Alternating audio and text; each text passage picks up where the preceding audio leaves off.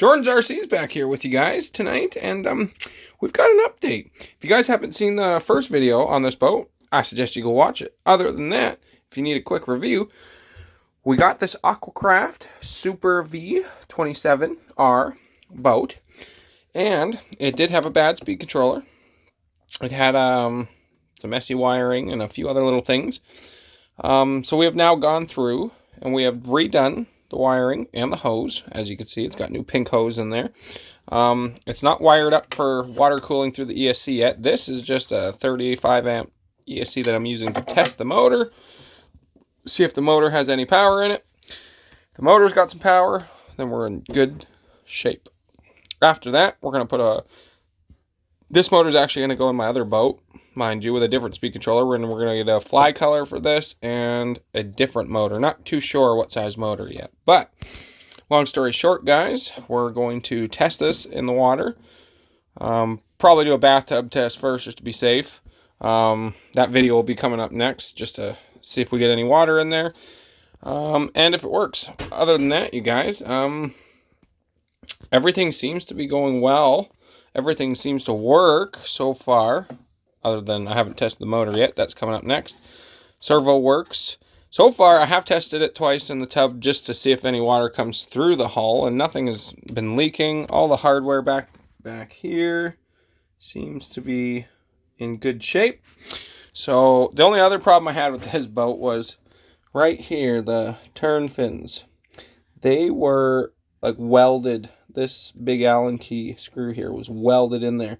So I had to kind of put some heat to it and break it loose. Got this one to break loose like that. But the other one on the other side, I actually had to put in the vise and then break it loose. It was so tight because I didn't want to crack the boat, right? So we got that. We got the new bullet nut on the end of the prop shaft there. Prop shaft was in great shape. We took it out and we cleaned it up and pipe cleaned out the stuffing tube and put new grease in there, so we're ready to go there. So yeah, guys, that's a quick update on this boat.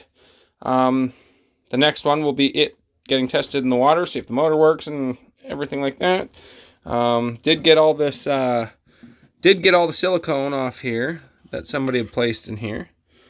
Not sure, maybe they did it because water got in the boat, but I mean, I put the hatch on without the silicone and taped it up with radio box tape, and well, I didn't get a single drop of water in there. So I did end up getting all that silicone off there, most of it all anyways. There is a little crack right there, but I'm going to epoxy that up so it doesn't get any worse.